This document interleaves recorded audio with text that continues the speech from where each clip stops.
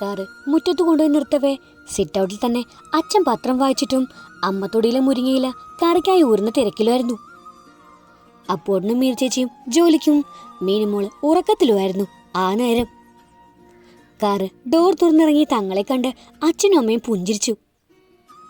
പിന്നച്ഛൻ കണ്ണേട് നോക്കി കളിയാക്കി പറഞ്ഞു, കല്യാണം വേണ്ടെന്ന് പറഞ്ഞു നടന്ന ഒരു ചെക്കനുണ്ട്. ചെക്കൻ പെണ്ണ് കെട്ടിയിട്ടും അവളോട് അടുപ്പവും കാട്ടാതെ ഏതോ അപരിചിതയോട് എന്ന വണ്ണം പെരുമാറിയിരുന്ന ഒരാളെ എനിക്ക് അറിയാമായിരുന്നു. എന്താ അയാളുടെ പേരെനിക്ക് ഓർമ്മയില്ല. ഇപ്പൊ ഏതു സമയവും അവന്റെ പെണ്ണും പിള്ളയുടെ സാരത്തുമ്പില ഒരു പണിക്കും പോവാതെ. ഇത് തിന്നും കുടിക്കൊന്നും വേണ്ടയാവോ? എന്താ കഥ? എന്റെ ഈശ്വര, എനിക്ക് വയ്യ, സത്യമായിട്ടും വയ്യ ചിരിക്കാൻ. അമ്മയും അത് ശരിവെച്ച് ചിരിക്കവേ കണ്ണേട്ടൻ പിണക്കത്തോടെ അവരിൽ നിന്നും തല തിരിച്ചു. പിന്നൊരു ദീർഘശ്വാസം വിട്ട് അവനെ നോക്കി പറഞ്ഞു, ശരിയാണ്, ആ വ്യക്തിയുടെ പേര് അഖിലെന്നല്ലേ? അച്ഛനെയും അമ്മയും കണ്ടല്ലേ മക്കൾ പഠിക്കുക. അതുപോലെ അമ്മയുടെ സാരത്തുമ്പിൽ അച്ഛനെ കണ്ട് പഠിച്ചതായിരിക്കും ആ ചെക്കനും. ഒരു പണിക്കും പോവാതെ കവലയില് ദിവാകരേട്ടന്റെ കടയില് വഴിയെ പോകുന്ന തൈക്കിളവിമാരെ വായി നോക്കിയിരിക്കുന്ന ചില മുതുക്കന്മാരെ പോലെയല്ല ഞാൻ. സ്വന്തം ഭാര്യയെ മാത്രമേ ഞാൻ വായി നോക്കാറുള്ളൂ. അത് കേട്ട് അമ്മ അച്ഛനെ രൂക്ഷമായി നോക്കവേ തങ്ങൾക്കിരുവർക്കും ചിരി പൊട്ടി. അമ്മ ദേഷ്യത്തോടെ, കണ്ണാ ഇയാളെ ഞാനെന്നും പറഞ്ഞ് ഇരുന്നിടത്ത് നിന്നും മുരിങ്ങല താഴെയിട്ട് എഴുന്നേൽക്കവേ അച്ഛൻ കണ്ണ വേണ്ട മതിയെന്ന് രംഗം ശാന്തമാക്കാൻ ശ്രമിക്കവേ കണ്ണേട്ടൻ അമ്മ ചെന്ന് കെട്ടിപ്പിടിച്ച് ആ കവളിൽ മുഖം ചേർത്തു. ഒരു നിമിഷം അമ്മ അമ്പരപ്പോടെ തങ്ങളെ നോക്കി. പിന്നെ ആ നിറക്കണ്ണുകൾ അച്ഛന്റെ കണ്ണ് നിറച്ചു. സംഭവം മനസ്സിലാവാതെ നോക്കിയ തന്നോട് അമ്മ പതിഞ്ഞ സ്വരത്തിൽ പറഞ്ഞു, കഴിഞ്ഞ 3-4 കൊല്ലത്തിന് ശേഷമാ എന്റെ കണ്ണൻ എനിക്ക് തന്ന ഉമ്മയാ. ആ പഴയ മോനായി. എനിക്ക് സന്തോഷമായി ഒരുപാട്. അതിന് മോളോടാ നന്ദി പറയണ്ടേ. ഒത്തിരി ഒത്തിരി നന്ദിയുണ്ട്. കണ്ണേടിനെ ചേർത്ത് പിടിച്ച അമ്മ തന്നെ നോക്കി പറയവേ തനിക്കും കരച്ചിൽ വന്നു. ഞങ്ങളുടെ കണ്ണീർ പരമ്പര കണ്ട് അച്ഛൻ കളിയാക്കവേ കണ്ണേട്ടൻ അച്ഛനെ ചേർത്ത് പിടിച്ചു. പിന്നെ പറഞ്ഞു, ഈ സന്തോഷത്തിന് മാറ്റുകൂട്ടാൻ ഞാൻ വേറൊരു സന്തോഷം കൂടി പറയട്ടെ. നമ്മളെല്ലാവരും കാത്തിരുന്ന ആ സന്തോഷം, ഒരുപാട് ആഗ്രഹിച്ച ആ സ്വപ്നം. അമ്മ ചോദ്യഭാവത്തിൽ നോക്കവേ കണ്ണേട്ടൻ അമ്മയുടെ കൈ രണ്ടും കൂട്ടിപ്പിടിച്ച് ചുണ്ടുകളമർത്തിക്കൊണ്ട് പറഞ്ഞു, അതെ, എൻ്റെ അച്ഛനമ്മയ്ക്കും വീണ്ടും പ്രമോഷൻ. നിങ്ങളെ വീണ്ടും അച്ഛച്ചാന്നും അച്ഛമ്മയെന്നും വിളിക്കാൻ ഒരു കുഞ്ഞു കിളി കൂടി നമ്മുടെ വീട്ടിലേക്ക് വരുന്നു. അതെ, ഞങ്ങളുടെ ഇടയിലെ ഇഴയെടുപ്പം കൂട്ടാൻ, ഞങ്ങളുടെ സ്വന്തം എന്ന് പറയാൻ, ഞങ്ങളെ സ്നേഹിക്കാൻ, ഞങ്ങൾക്ക് സ്നേഹിക്കാൻ അച്ഛാന്നും അമ്മയെന്നും വിളിക്കാൻ ഒരു കുഞ്ഞു കണ്ണനോ കുഞ്ഞു പാറോ വരുന്നു. ഒരു നിമിഷത്തെ അമ്പരപ്പിൽ നിന്നും ഞെട്ടി ഉണർന്ന് അമ്മ തങ്ങളെ നോക്കി സത്യമെന്ന് ചോദിക്കവേ താൻ ചെറുചിരിയോടെ തലയാട്ടി. ഉടനെ അമ്മ എന്നെ ചേർത്ത് പിടിച്ച് നെറ്റിയിൽ ചുണ്ടുകൾ അമർത്തി. നിറകണ്ണുകളോടെ വിങ്ങിപ്പൊട്ടി. അച്ഛൻ സന്തോഷത്തോടെ കണ്ണേണ്ണ ചേർത്ത് പിടിച്ച് കൺഗ്രാറ്റ്സ് മൈ ഡിയർ സൺ എന്ന് പറഞ്ഞ് ചുമലിൽ തട്ടിക്കൊണ്ട് പറഞ്ഞു. പിന്നെ തന്നെയും ചേർത്ത് പിടിച്ചു. ഇത്തിരി നേരം അവരുടെ സ്നേഹപ്രകടനങ്ങൾ തന്നെയായിരുന്നു. അതിനിടയിൽ കയ്യിലിരുന്ന ബേക്കറി കവർ പൊട്ടിച്ച് ഏട്ടൻ ലഡു എടുത്ത് അവർക്ക് നീട്ടവേ അമ്മ അത് വാങ്ങി ഏട്ടനെ കൊണ്ട് തന്നെ എനിക്കും എന്നെ കൊണ്ട് ഏട്ടനും കൊടുപ്പിച്ചു. എന്നിട്ട് അവരും കഴിച്ചു.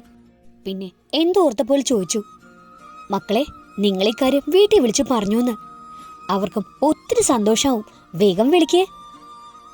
വൈകിട്ട് ഒരു കുഞ്ഞു പാർട്ടി കൂടി വെക്കാം, എല്ലാവരെയും ഈ സന്തോഷം അറിയിക്കാൻ അച്ഛൻ കണ്ണേട്ടോട് പറഞ്ഞു. ഇപ്പൊ വിളിക്കാച്ചാ, പിന്നെ സന്തോഷമുണ്ട്. പക്ഷെ ആഘോഷം ഇപ്പൊ വേണ്ട. നമ്മൾ 2 വീട്ടുകാരും മാത്രം മതി ഈ സന്തോഷ നിമിഷത്തില്. ഇനിയും ഒരുപാട് സന്തോഷ നിമിഷങ്ങൾ ആഘോഷിക്കാനിരിക്കുവല്ലേ. ഇന്ന് നമ്മൾ മാത്രം മതി. അത് പോരെ കുഞ്ഞാ? കണ്ണേട്ടൻ തന്നോട് ചോദിക്കവേ താനും അത് ശരിവെച്ചു. പൂർണ്ണമായില്ലെങ്കിലും അതിനാർക്കും ഒരെതിർപ്പുമില്ലായിരുന്നു. അച്ഛൻ്റെ ഫോണിലേക്ക് വിളിച്ച് കാത്തു നിൽക്കുമ്പോൾ മറുവശത്ത് അമ്മയുടെ ശബ്ദം കേട്ടു. എന്നിട്ട് ഞാൻ വിളിച്ചു, അമ്മ, അമ്മ ഇവിടാ, വീട്ടിലല്ലേ? അച്ഛൻ എവിടെ? ഞങ്ങൾ എവിടെ പോവാനാ മക്കളെ, ഞങ്ങൾ വീട്ടിലുണ്ട്. അച്ഛൻ ടി വിയിൽ വാർത്തയിൽ മുഴുകിയിരിക്കുക.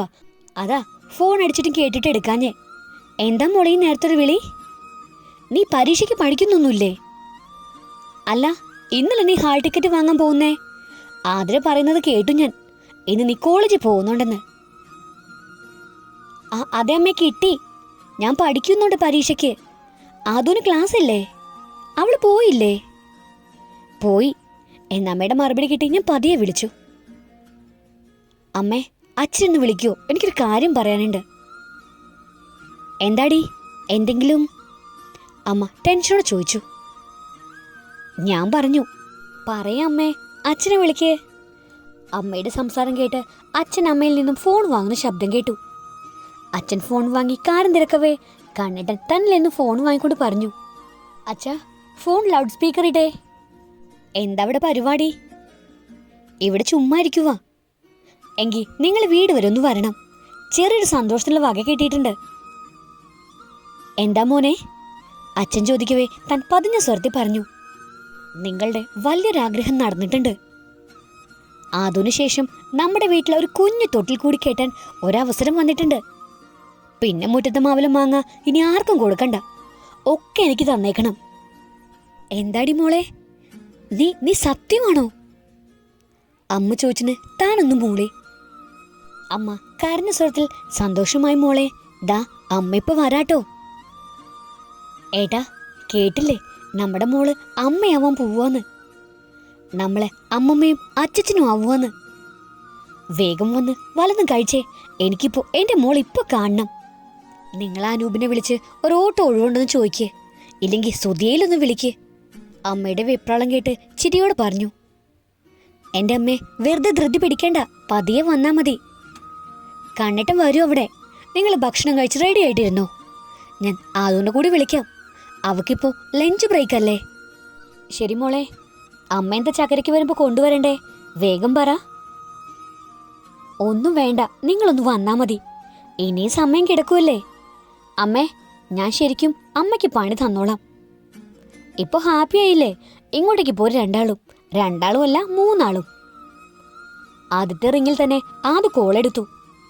അപ്പൊ കണ്ണേട്ടൻ ചിരിയോടെ ചോദിച്ചു, കുഞ്ഞ, ഈ പെണ്ണ് ക്ലാസ് ഒന്നുമില്ലേ? ഫോൺ നോക്കിയിരിക്കുവാണോ?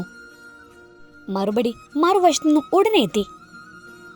ദേ കണ്ണേട്ട, വേണ്ട, ഞാനിപ്പോ ക്ലാസ്സിന് പുറത്താ. ഈ ഹവർ ക്ലാസ്സില്ല. അപ്പൊ ഞാനിവിടെ കൂട്ടുകാർക്കൊപ്പം ക്യാൻറ്റീനിൽ ചുമ്മാ ഇരിക്കുമായിരുന്നു.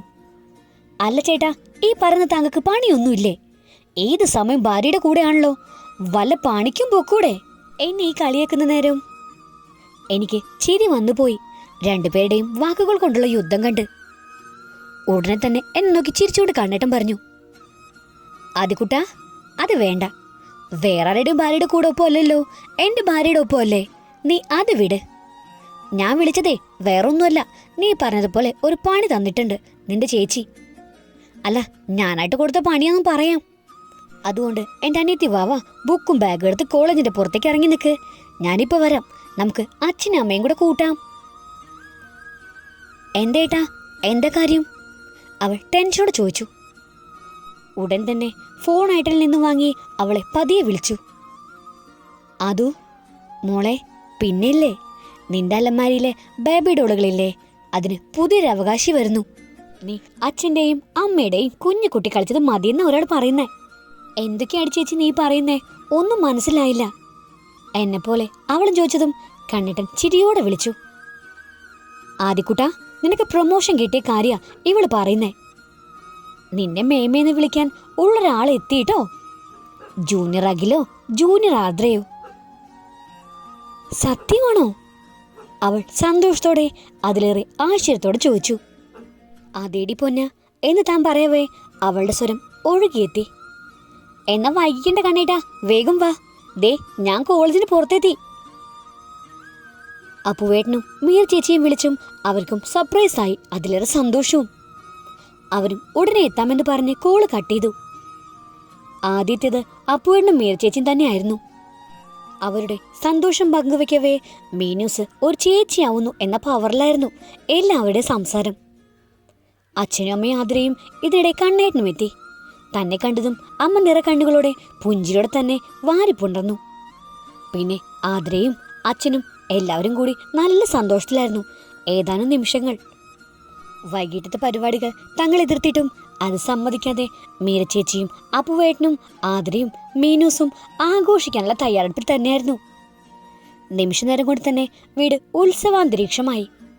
നിറയെ ബന്ധുക്കൾ, സുഹൃത്തുക്കൾ, പിന്നെ തങ്ങളെയൊന്നും ചേർത്ത് പിടിക്കുന്ന കുടുംബവും. കേക്ക് കട്ടിങ്ങും ഫുഡ് എന്ന് വേണ്ട ഗാനമേള വരെ അവിടെ മുഴങ്ങി. പാതിരാത്രി കഴിഞ്ഞു. എല്ലാം കഴിഞ്ഞ് സകലരും പിരിയാൻ. പാതിരാത്രി തങ്ങളുടെ മുറിയിൽ തങ്ങളുടെ സ്വകാര്യതയിൽ പരസ്പരം പുണർന്നിരിക്കുമ്പോൾ ഓർമ്മകൾ പിന്നോട്ട് പോയി. ഒരിക്കലും കണ്ടുമുട്ടേണ്ടെന്നോ ഒന്നാവെന്നോ പ്രതീക്ഷിക്കാത്തവര് സന്തോഷവും വിഷമവും നിറഞ്ഞ് ഏതൊക്കെയോ വഴികളിലൂടെ ചുറ്റിത്തിരിഞ്ഞ് ഇതാ തങ്ങളുടെ ജീവിതം ഇന്ന് പൂത്തു തളർന്നു നിൽക്കുന്നു. ആ കാത്തിരിപ്പ്, പുത്തൻ തളിർവ് ആ ചെമ്പകംപൂട്ടിന്റെ വരവിനായിട്ട്. എന്നെന്നും ഓർമ്മയിൽ സൂക്ഷിച്ചു വെക്കാൻ സുന്ദരമായ ഒരുപാട് നിമിഷങ്ങൾ തങ്ങളിലൂടെ കടന്നുപോയി. ഇന്ന് 7ാം മാസത്തിൽ തന്നെ വീട്ടിലേക്ക് കൂട്ടിക്കൊണ്ടു പോകുന്ന ചടങ്ങാണ്. ആളും ആരവും നിറഞ്ഞ വീട്ടിൽ തങ്ങളുടെ മുറിയിൽ തനിക്ക് കൊണ്ടുപോകേണ്ട ബാഗുകൾ ഒരുക്കി വെക്കുന്ന കണ്ണേട്ടനെ കാണവേ തനിക്ക് കരച്ചിൽ വന്നു. ആള് തന്നെ മൈൻഡ് ചെയ്യുന്നില്ല. ശ്രദ്ധ മുഴുവൻ അടുക്കി പെറുക്കി വയ്ക്കുന്ന സാധനങ്ങളിലാണ്. പതിയെ ചെന്ന് പുറകിൽ കൂടി ചുറ്റിപ്പിടിച്ച് ചുമലിൽ മുഖം ചേർത്തുകൊണ്ട് ഇടറി സ്വരത്തി പറഞ്ഞു, കണ്ണേട്ടാ, എനിക്ക് വീട്ടിൽ പോകണ്ട. എനിക്ക് ഇവിടെ നിന്നാ മതി കണ്ണേട്ടനോടൊപ്പം. പ്ലീസ്, എനിക്ക് കണ്ണേട്ടനില്ലാതെ പറ്റില്ല. ഒന്ന് പറയൂ എല്ലാവരോടും എന്നെ ഇവിടുന്ന് വിടുന്നില്ല എന്ന്. എനിക്കറിയാം ഞാനില്ലാതെ കണ്ണേട്ടനും പറ്റില്ലെന്ന്. ഒരു ദീർഘശ്വാസം വിട്ട് കണ്ണേട്ടൻ തൻ്റെ പിടിയയച്ച് തന്നെ നെഞ്ചോട് ചേർത്ത് പിടിച്ചുകൊണ്ട് പറഞ്ഞു, പലവട്ടം നിന്നോട് കാര്യങ്ങൾ ഞാൻ പറഞ്ഞു തന്നു. എന്നിട്ടും നീ, എടാ കുഞ്ഞാ, നീ ഇല്ലാതെ എനിക്ക് പറ്റില്ല. ശരിയാണ് എന്ന് കരുതി നമ്മുടെ വീട്ടുകാരുടെ സന്തോഷം കളയണോ? തൻ്റെ അച്ഛനും അമ്മയും എത്ര ആഗ്രഹിക്കുന്നുണ്ട് നിന്നെ ഈ മാസം നന്നായി നോക്കാനും പ്രസവ ശുശ്രൂഷ ചെയ്യാനും. ഇവിടെ എല്ലാവർക്കും നിന്നെ പറഞ്ഞു വിടാൻ ആഗ്രഹം ഉണ്ടായിട്ടാണോ? അല്ല, ഇത് അവരുടെ അവകാശമാണ്, അവരുടെ അധികാരമാണ്. അത് നമ്മളായിട്ട് തെറ്റിക്കണ്ട. പിന്നെ ഞാൻ പറഞ്ഞില്ലേ, എനിക്ക് നിന്റെ കാര്യത്തിൽ ഒരു നാണവും മാനവും ഇല്ല. നിന്റെ വീടെന്നോ എൻ്റെ വീടെന്നൊന്നും ഇല്ല. നിന്നെ കാണാൻ തോന്നുമ്പോൾ ഞാൻ വരും, അവിടെ നിൽക്കുകയും ചെയ്യും. പക്ഷെ ഇപ്പോഴത്തെ സാഹചര്യത്തിൽ മാത്രം അത് ബുദ്ധിമുട്ടായതുകൊണ്ട് മാത്രം എനിക്കിടയ്ക്കിടെ വരാൻ കഴിയാത്തെ. അറിയാലോ, കമ്പനി ഇത്തിരി ഇപ്പൊ പ്രശ്നത്തിലാന്ന്. അതൊക്കെ ശരിയാക്കി എടുക്കാൻ ഇത്തിരി സമയം കൂടി വേണം. അതുകൊണ്ട് എനിക്കിപ്പോൾ മാറി നിൽക്കുന്നതിന് ബുദ്ധിമുട്ടാ. പക്ഷേ പറഞ്ഞില്ലേ, നമ്മുടെ വാവ വരുമ്പോഴേക്കും തിരക്കുകളെല്ലാം ഒതുക്കി വെച്ച് ഈ അച്ഛൻ കാത്തിരിക്കും. വാവയെയും വാവയുടെ അമ്മയും. പിന്നെ നമ്മൾ ആഗ്രഹിച്ച പോലൊരു ജീവിതം, നമ്മുടെ മക്കളുടെ ലൈഫ്, ഭാവിയിൽ സെറ്റിലാവാനുള്ള ഒരു മൂലധന നിക്ഷേപം. അങ്ങനെ കരുതിയാൽ മതി. നീ വന്ന് താഴേക്ക് എന്നെ കൂടി കരയിപ്പിക്കല്ലേ പെണ്ണെ. ഞാൻ ദിവസവും സമയം പോലെ വന്നോളാം. ഉള്ള സമയം വെച്ച് വിളിക്കുകയും ചെയ്യാം. ഇപ്പൊ ചടങ്ങിന് സമയമായി. രാത്രി വീട്ടിലെ തൻ്റെ ആ പഴയ സാമ്രാജ്യ മുറിയിലേക്ക് ഉള്ളിലേക്ക് കിടക്കവേ മനസ്സാകെ വേർപാടിന്റെ വേദനയിൽ നീറി മുറുകുന്നുണ്ടായിരുന്നു. പരസ്പരം ഇഷ്ടം തുറന്നു പറഞ്ഞ് ഒന്നായ ശേഷം ആദ്യമായിട്ടാണ് കണ്ണേട്ടനില്ലാതെ താൻ ഇങ്ങനെ ഒറ്റയ്ക്കൊരു രാത്രി. പറ്റുന്നില്ല അവനെ കാണാതെ, മിണ്ടാതെ, ആ കുറുമ്പുകൾ ആസ്വദിക്കാതെ, അവൻ്റെ ആ മണം ആസ്വദിക്കാതെ, ആ നെഞ്ചിൽ തല ചായ്ച്ച് കിടക്കാതെ. ഇത്രയും നാളും ഒരു കൊച്ചു കുഞ്ഞിനെ കണക്കെയാ തന്നെ നോക്കിയത്. ആഗ്രഹങ്ങൾ ചോദിച്ചും കണ്ടറിഞ്ഞും ഓരോ നിമിഷവും അവൻ തന്നെ സന്തോഷിപ്പിച്ചു. തൻ്റെ മൂഡ് ചേഞ്ച് ആവുന്നത് മനസ്സിലാക്കി ഒരു ദേഷ്യവും കാട്ടാതെ തന്നെ നെഞ്ചോട് ചേർത്ത് പിടിച്ചു. എല്ലാവർക്കും അത്ഭുതമായിരുന്നു തങ്ങളിരുവരുടെയും ഈ മാറ്റവും കറതീർന്ന പ്രണയവും. തന്നോടുള്ള കരുതലിലും പ്രണയത്തിലും അവൻ ഓഫീസ് കാര്യത്തിൽ ഇത്ര ഉഴപ്പായി. ഇപ്പോൾ ഈ ചെറിയ കുരുക്ക് തങ്ങൾക്ക് വിഷയമായി മാറിയത്. അവൻ്റെ അഭാവത്തിൽ കമ്പനിയിലെ 1-2 സ്റ്റാഫുകൾ നടത്തിയ തിരിമറികൾ കമ്പനി നഷ്ടത്തിലാക്കി. ലക്ഷങ്ങളുടെ ബാധ്യത. ഏറെക്കുറെ കാര്യങ്ങൾ മനസ്സിലാക്കി തെറ്റ് ചെയ്തു ശിക്ഷിച്ചെങ്കിലും ആ സാമ്പത്തിക ബാധ്യത തീർക്കാൻ ഇനിയും ഒത്തിരി കഷ്ടപ്പെടേണ്ടി വന്നു. ആ ബാധ്യത തീർക്കാൻ തത്രപ്പാടിലാണ് ഇപ്പോൾ കണ്ണേട്ടൻ. അവൻ കൂടെയില്ലാതെ ഈ നിമിഷങ്ങൾ കാര്യങ്ങൾ അറിയാഞ്ഞിട്ടല്ല, എന്തോ പറ്റുന്നില്ല. തൻ്റെ മൂഡ് ഓഫ് ശ്രദ്ധിച്ച വീട്ടുകാർ വിവരം തിരക്കാതിരുന്നില്ല. ഒന്നുമില്ലെന്ന് പറയുമ്പോഴും അവർക്ക് മനസ്സിലാവുമായിരുന്നു കണ്ണേട്ടൻ്റെ അഭാവമാ തന്നെ തളർത്തുന്നിരുന്ന്. പാതിരാത്രിയായിട്ടും ഉറക്കം വരുന്നില്ല. അവൻ്റെ ശബ്ദം കേൾക്കാത്തോണ്ടാവണം, അകത്തുള്ള ആൾക്കും ഒരു ചലനവുമില്ല. തന്നെ പേടിപ്പിക്കേണ്ട എന്ന് കരുതിയിട്ടാവണം കക്ഷി വല്ലപ്പോഴും ഒരു മൃദു സ്പർശം തരുന്നുണ്ട്. അമ്മ പേടിക്കണ്ട, ഞാൻ സേഫ് ആണെന്നാവും. പതിയെഴുന്നേറ്റ് ജനൽ തുറന്ന് പുറത്തേട്ടിലേക്ക് നോക്കി നിന്നു. തൻ്റെ ചുമലിൽ ആരോ സ്പർശിച്ചതായിട്ട് അറിഞ്ഞു. ആ നിമിഷം തന്നെ ആനന്ദത്തിൽ ആറാടിക്കുന്ന ആ മണം തന്നെ തേടിയെത്തി. തൻ്റെ പ്രിയപ്പെട്ടവൻ്റെ ആ മണം. ഒരു പൊട്ടിക്കരച്ചിലോടെ തീരവേ അവൻ തന്നെ നെഞ്ചോട് ചേർത്ത് പിടിച്ചുകൊണ്ട് പറഞ്ഞു, വേണ്ട, എനിക്കറിയണ്ട. നമുക്ക് പോവാം നാളെ തന്നെ വീട്ടിലേക്ക്. നീയില്ലാതെ പറ്റില്ല എൻ്റെ പെണ്ണെ. ഈ ലവ് സ്റ്റോറിയുടെ ബാക്കി കേൾക്കാൻ നിങ്ങൾക്ക് താല്പര്യമുണ്ടെങ്കിൽ സബ്സ്ക്രൈബ് ചെയ്ത് സപ്പോർട്ട് ചെയ്യുക. കൂടുതൽ തന്നെ ബെല്ലൈക്കണും പ്രസ് ചെയ്യാൻ മറക്കരുത്. Thank you.